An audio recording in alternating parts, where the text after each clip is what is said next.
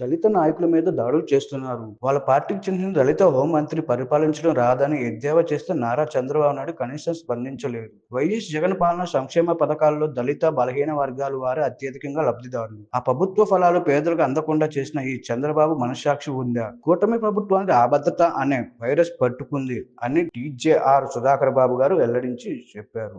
ఓ నందిగం సురేష్, ఓ మొండితో ఒక జగన్మోహన్ రావు, ఓ మొండితో ఒక అరుణ్ గారు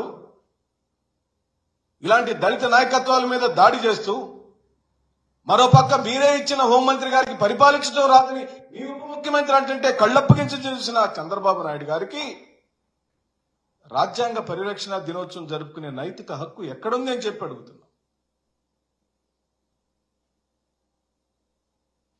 జగన్మోహన్ రెడ్డి గారి పరిపాలనలో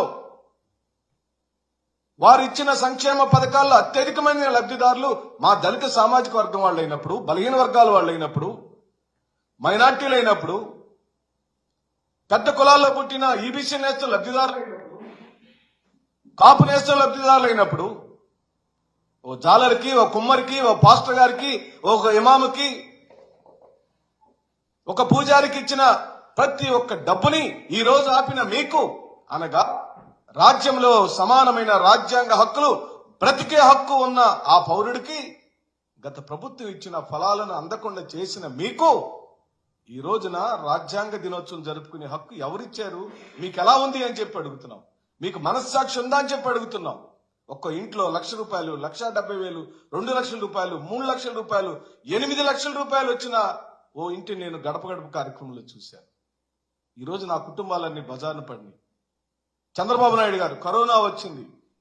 కరోనా వచ్చినా కూడా ఆంధ్ర రాష్ట్రంలోని మారుమూల ప్రాంతాల్లో కొనుగోలు శక్తి, రాష్ట్ర ప్రజల యొక్క కొనుగోలు శక్తి ఎక్కడా తగ్గలేదు. ఎందుకో తెలుసా అండి? ఆ ప్రజలకు డిపిటి సిస్టమ్ ద్వారా ఇంట్లో వెలువెల్లాడుతున్నప్పుడు కూడా ఈ ప్రభుత్వం బటన్ నొక్కి డబ్బులు వేస్తే వాళ్ళ కొనుగోలు శక్తి నిరంతరం కొనుగోలు చేస్తూనే వచ్చారు. అందుకే జీడిపి గ్రోత్ ఎప్పుడు కూడా తగ్గకుండా వచ్చింది. అవే కాదు, చిన్న బిడ్డలను అత్యాచారాలు చేస్తే,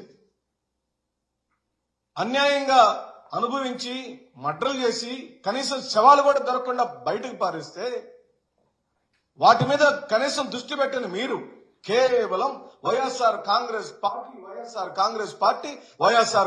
పార్టీ జగన్మోహన్ రెడ్డి అని 156 సీట్లు గెలుచుకున్న మీకు నిరంతరం వైఎస్ జగన్మోహన్ రెడ్డి అనే భజన చేయటం తప్పించి మీకు వేరే మార్గం లేకుండా పోయింది.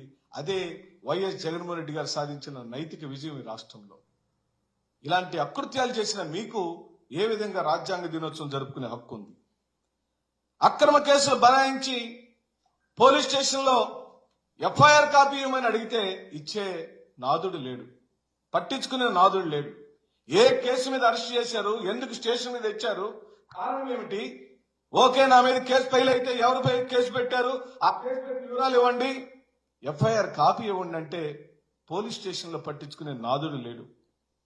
ఇది కేవలం వైఎస్ జగన్మోహన్ రెడ్డి గారి ద్వారా కలిగిన భయంతో చంద్రబాబు నాయుడు గారికి, వారి కూటమి ప్రభుత్వానికి ఓ అభద్రత వైరస్ పట్టుకుంది.